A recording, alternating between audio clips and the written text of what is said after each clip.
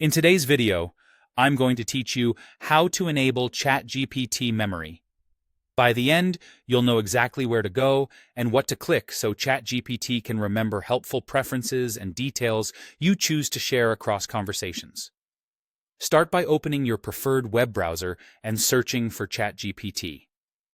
This is a simple way to get to the official site without mistyping the address. When the results appear, look for the official OpenAI ChatGPT page. It should show the trusted domain and a secure connection. If you prefer, you can also enter the official ChatGPT web address directly in the address bar to skip the search step. Click through to the correct URL and wait for the page to load fully. If you're not already signed in, you'll be prompted to log in. Use the same account you normally use with ChatGPT. Depending on your setup, you might see an option to continue with a provider or enter your credentials. Take a moment to complete any verification prompts that appear so you land on the main ChatGPT interface. Once you're in, look for your profile area.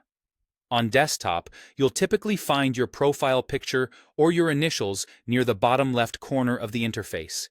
On some devices or layouts, it may appear in the top right corner. Click your profile picture or your name to open the account menu. From that menu, select Settings. This opens a panel where you can customize how ChatGPT behaves. Settings is where you manage key features, so it's worth getting familiar with this area. Inside Settings, navigate to the Personalization tab.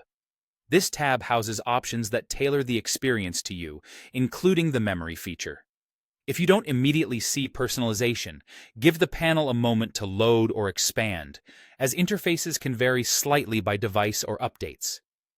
In personalization, find the memory switch and toggle it to on. That's the key action. When memory is enabled, ChatGPT can remember things you intentionally share over time, like your preferred tone, recurring project details, or formats you like. This helps future conversations start smarter and reduces repetitive setup.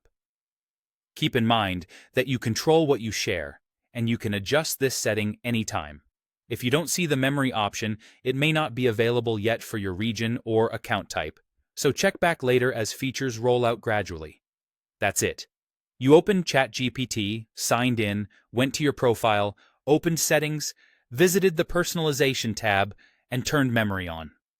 For best results, avoid sharing sensitive personal information. And remember, you can come back to the same place to review or change your preferences whenever you need. Thanks for watching and enjoy a more personalized ChatGPT experience.